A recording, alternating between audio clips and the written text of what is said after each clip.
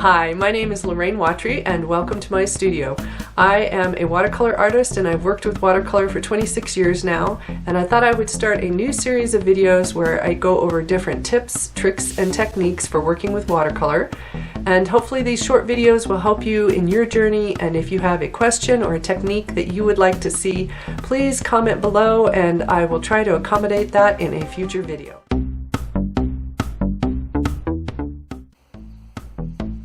Hello again. Today's video is going to be a continuation of the last 2 weeks, and those videos go over how I created the sky and some of the water, and then the first layer that I put in for the aspen trees in this landscape. So I am going to continue working on this painting, and the one of the subjects for today is putting some of the land and some of the grasses in. When I work on a painting, I work from light to dark, and I tend to work in layers. So I am building up. I am not putting in some of the darker trees yet or some of the detail. I am just getting on the first layers of this painting. So for the land that kind of goes through the middle of the scene, I am going to use burnt sienna, and I will also be putting a little bit of some grasses and things in there so that it doesn't look quite as dry as it does. So I'm starting with the burnt sienna with a touch of my cobalt, and I do have a little bit of my yellow still out from the trees, and I'm going to go in, this is on dry paper, and just place some of the burnt sienna in here in a few areas, and then I can come back and put some of the greens for the grasses around the kind of tannish brown that I created with the burnt sienna and the cobalt. And I actually think I'll go over into my new gamboge to vary that mix just a little bit over in here, because there are some grasses and things that are a little dry as well because it's turning toward fall. So I'll go a little warmer with that mix, and some of the color in here also could be some of the leaves that have fallen, so I'm using a little bit of the yellow in that mix as well. Put it in there, and then for the grass, I am looking also at a little variety on the edges. So I want to have some of it come up right along the tree line, and I can make those edges appear a little more distinct so that they feel a little grass-like. I don't want it too even or straight, I guess is what I'm trying to say. Alrighty, I have that there, and I have some variation in color over in here. I think I'll actually go with a little more of the cobalt in my mix over on this edge, because that way there'll be a little variety in the color over in here as well. And then I can come back, I could let that dry completely, or I can come back while that is still slightly damp, and I'm going to go with a bluer mix of green over in this area because I want it to feel like it's farther back. And then I'm also wanting it to be a little lighter because it's in the sun, so I am using it with a little more water and letting it blur into the tan color that I have there. And then as I come over toward the left side, I can get a little darker with it and a little warmer. So now I've got more of the new gamboge in the mix, and I'm coming down toward the front. This part of the painting, I want it to have the feeling of some foliage, but I don't necessarily want to do every little blade or every part of the grass, because I want the viewer's eye to be more focused on the aspen trees and the water. So this is just kind of giving it some more atmosphere with some texture in the foliage. Alrighty, as I come around toward the left, and actually there are some shadows that will later go over some of this. So right now I'm ignoring the shadows and I'm just painting some of the texture of the grasses.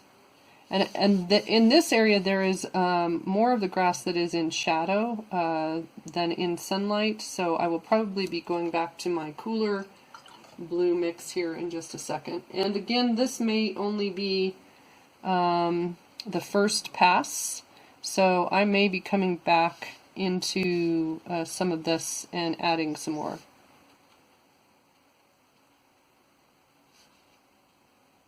Okay, and I'm going to get a little bit of the warmer green. It's a lot warmer green. There's a lot of yellow in that. So coming down, I have a shoreline where there is a little bit of a darker edge where the grass comes up next to the shore. So I want to show that. And then I can always go back into this and I could add another layer to give it a little more value happening or texture happening in there. So for right now, that's a good base coat for that. And then I am going to make a mix that is the cobalt.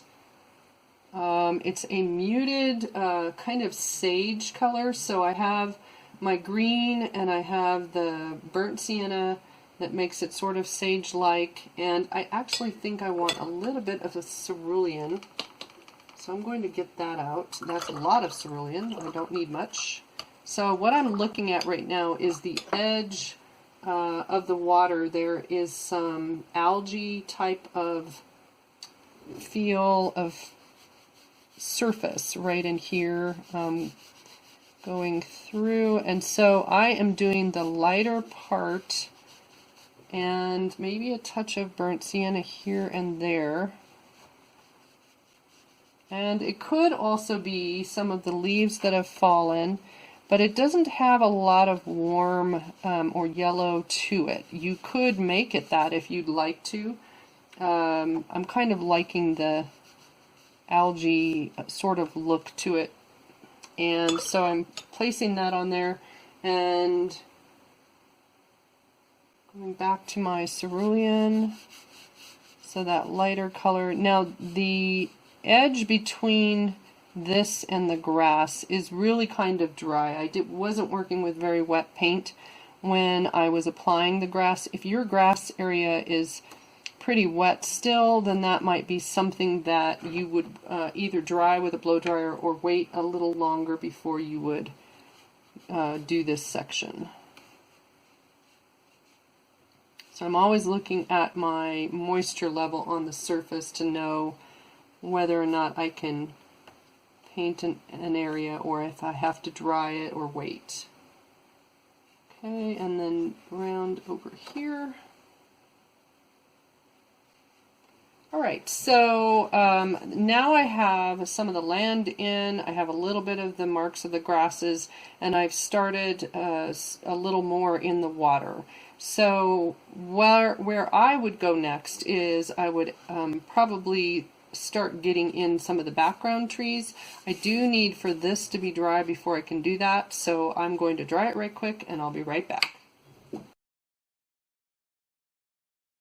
I have dried the painting and now I'm going to get out, let's see, I think I'll go with ultramarine blue and some quin gold and possibly some burnt sienna in that mix to make a kind of olivey evergreen sort of look for the trees in this area back here. So I am pulling out the ultramarine blue and I will get out the Quin Gold. So when I do this mix, generally I will make the green color first out of the out of the Quin Gold and the ultramarine blue, and then I will add some burnt sienna to it.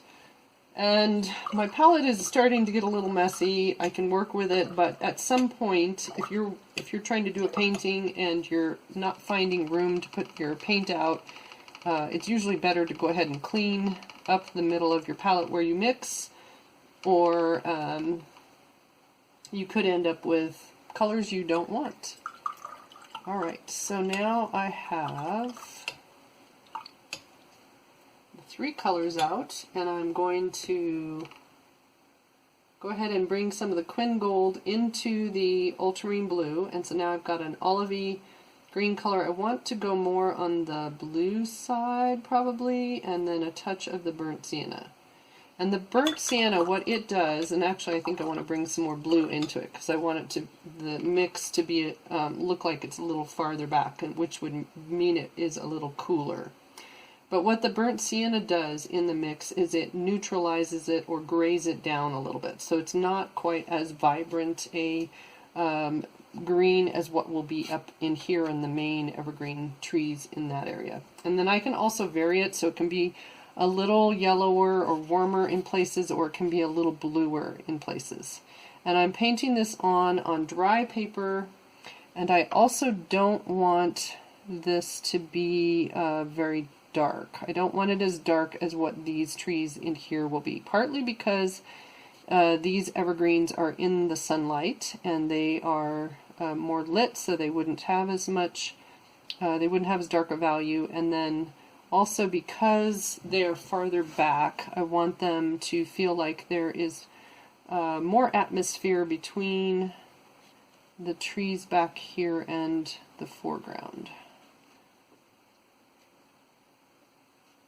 So I am just painting, even though there are some individual trees in here, I'm just painting these on sort of as one big shape. And like I said, I can vary the color here and there, so I went and got a little more of the Quin Gold in the mix so that it's a little warmer right in here.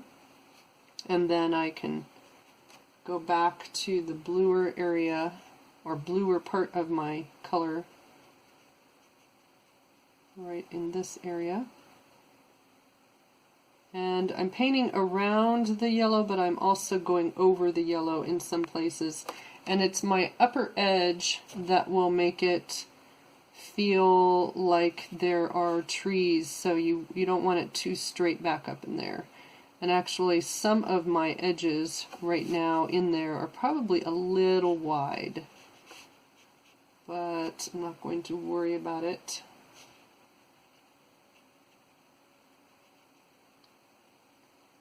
Right, and then as I'm coming down, there are some yellow dashes and dots and things in here that would represent the aspen that would be back kind of clumped together in that area. So I am painting around those and just don't want the edges to be too even. I want them to have a little variety to them.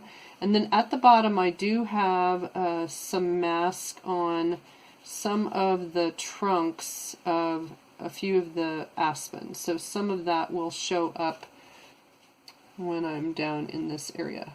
And then this actually does have a darker area toward the bottom of the trees down in here where they're in shadow, but that I can come back in and do later because there are some lighter areas as well. So I don't want it to be too dark everywhere. And it's easier to come back in and put some dark over it.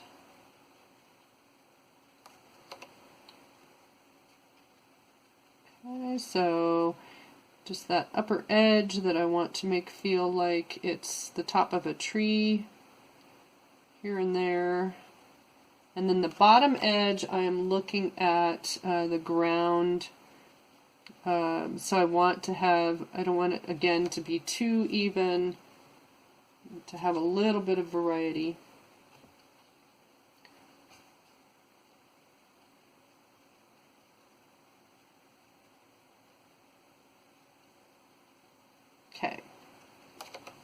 So now I've got those background trees in, and then I could put them down here, but probably what I will do is save that for the last video, and I will go ahead and put in the first coat of my main trees instead.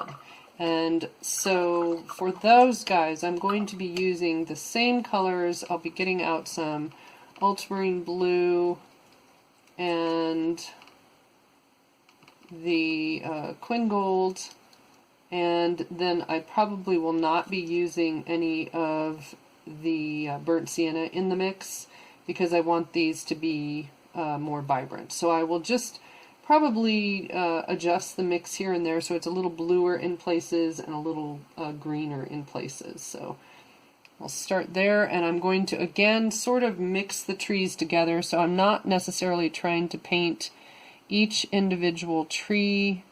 I'm just trying to give the idea that these are evergreens with their edges and their shape and color. Okay. And then as I come down where there's a couple smaller trees right in here, I went and put a little more ultramarine blue on my brush so I can change the color, so I can have these guys have some variety to them. Now the other thing that I might actually pull out is some Quin Magenta, and I think I will because I like the mix that I can do with Quin Magenta and ultramarine to make a deep kind of purple color that would be really nice in some of these darker areas. So right in here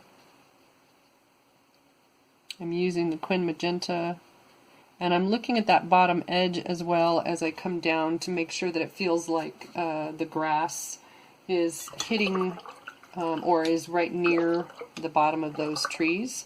Now I could continue with right here and go up, but as long as I move quickly enough I can come from the top and go down too, and I kind of like that better because then I can form the top of the tree and it just tends to work better for me. Right, and so this evergreen right here is sort of surrounded by the aspen, and there may be a few places where the darker marks are peeking in between the aspen. And then as I come down, I'm going to touch right up next to that wet paint, and then I will add a little bit of the purple again toward the bottom. The Quin Magenta also works well in here because I used some purple in the sky reflection over here, and so it's sort of mimicking that purple is moving around the painting then because I'm using it in several places. Okay, I'm running out of ultramarine.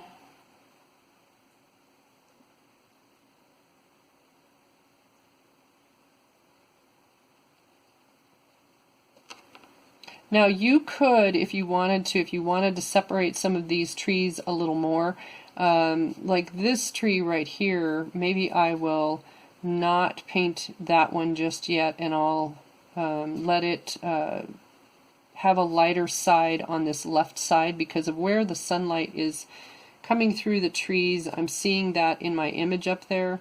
So instead of continuing to paint the color across the whole area, I think I'm going to go ahead and let that area dry, and so I will go on to this one and not do the one to the left of it.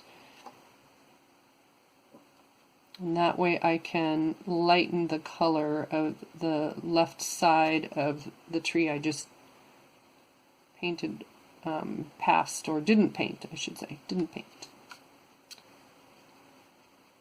Okay. And the other thing you could do is if you wanted these all to be very carefully done. You could paint each tree, let it dry, paint the next tree, let that one dry. So you don't have to paint these all at once. And I actually should probably switch to a smaller brush for some of these marks, but I am just trying to get the idea across. So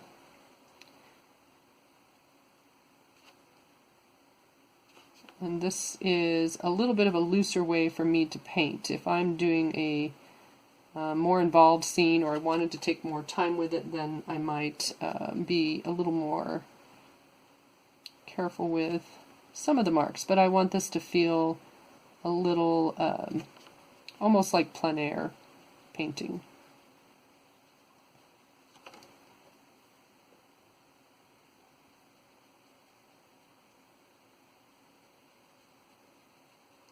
Okay.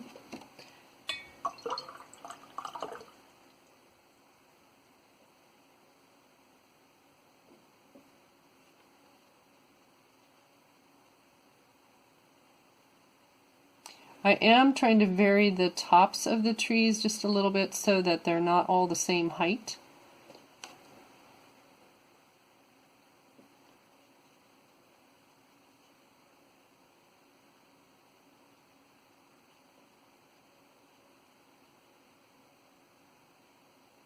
And also looking at the shape of the tree, those marks where the branches are coming out from the main part of the trunk. If I knew exactly what tree that was, I could tell you, but it does. Certain evergreens have a distinct shape, and so trying to follow that shape is helpful in order to make it feel like an actual evergreen.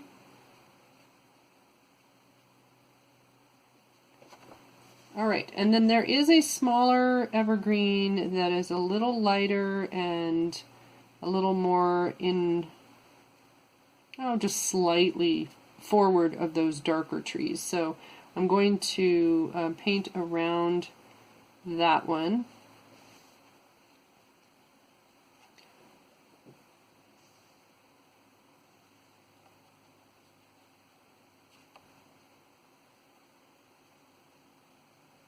I'm just making one up right here because I felt like I wanted one there. And then we'll kind of connect it to the right side right in here. So earlier I said that this needed some darker value in there, and so I'm going to go back in with the ultramarine, and just by going in and adding another layer here and there.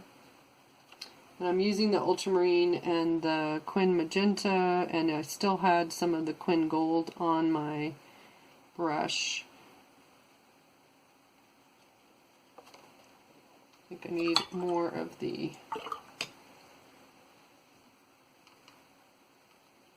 ultramarine out, and probably a little more of the quin gold. And I'm going to put a touch of the quin magenta in the mix so that it will go pretty dark right in here.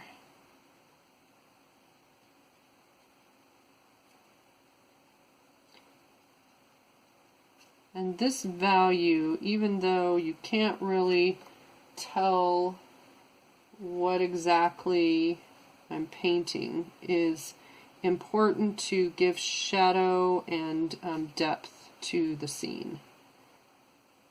So just a few marks here and there can make a difference on making it feel like there's trees and that it's got some light on parts of the scene and shadow on other parts. Okay, so I am going to pause there, and I will dry it and then come back and show those two trees, and then I'll be done for this week's video, and next week I will come in and show the finish of the painting. And so I'll dry it and I'll be back in just a few seconds. I have dried the paper, and so now I can put this one in and put use a little bit lighter value in there, and I have some cerulean out, but I think I'm going to get a little more, and then I'll use it with the Quin Gold ultramarine mix that is already there. And I'm going to place some lighter color in a few places, and then I'll come back in with some darker value around it.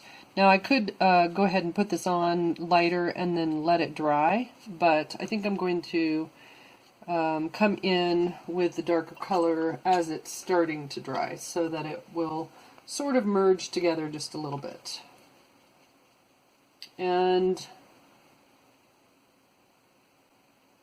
let's see. I need to get some Quin Gold out and not try to make it from something else. Okay, Quin Gold, ultramarine blue, and I'm going to come to the top edge, and then as I'm coming down I will try to keep some of the lighter marks, the lighter value that's in there. I need some more ultramarine blue. I need to fill the well as well because it is getting empty, getting low. And I like to have a lot of color in my wells, as you can see by most of them, so that when I go to get a color, I'm not having to scrub around in the palette a lot to get that color to come out.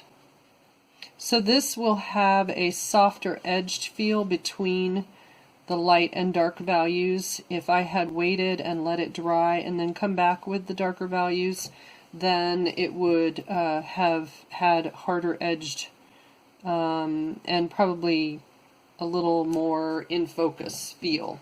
So it's kind of not necessarily that one is better than the other, but it kind of just depends on the look you're trying to go for. And I am again doing this video and just showing you different processes in the way I work, but this is more a, for me, a play. It's fun to just try things, and so I am again just playing. Alright, so I have all of the main trees up here in. Now that is a dark mid-value, and I can come back into them, and I'll probably use the ultramarine. Let me get some more out here, and maybe put some Quin Magenta with it, neutralize the blue a little bit, and then add some of my Quin Magenta. So I'm making a dark value that would be where the shadows are on this tree, and I'm going to bring it over into this tree as well. So in here again, I don't want these trees to be too individual. I want them to sort of group together a little bit.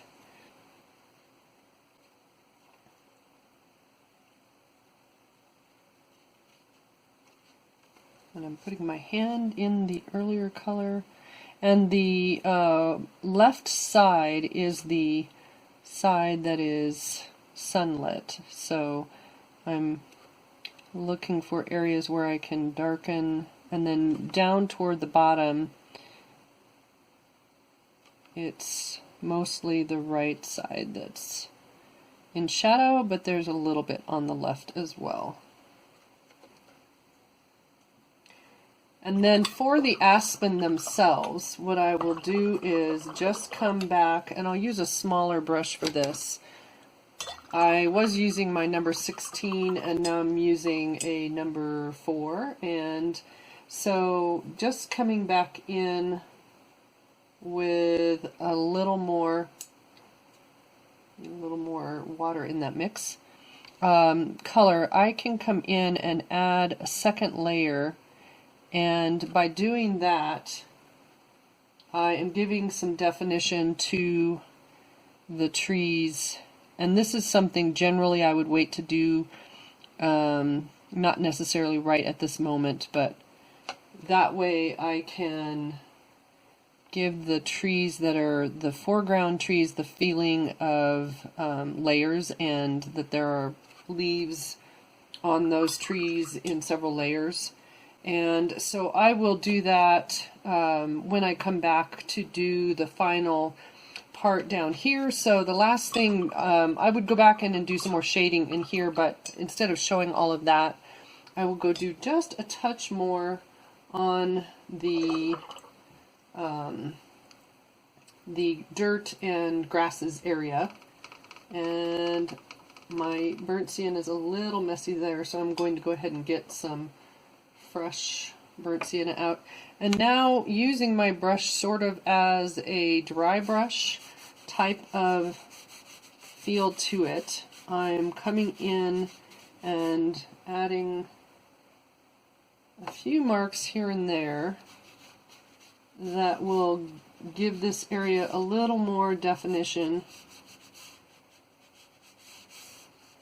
and that way it'll feel like there's either some change in the color in the land, or that there's some areas that are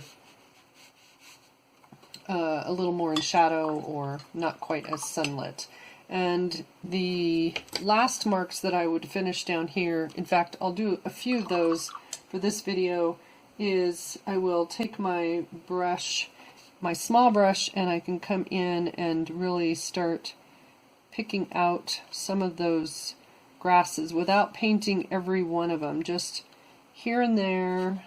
Then you get the idea that there are some grasses and some foliage and things down here just by a few marks, and that will give it some definition prior to me putting shadows in this area. So I will continue with that. I'll speed this section up for a little bit, and then I will finish the video, and the rest of finishing this image process will be in the next one. So if you have any suggestions for a future video, even if it's just a part of some part of a painting, or something that you would like to see, please comment below, and I will try to fit that into my video schedule. And I hope you have a good day and give some of this a try, and I'll see you next time. Bye!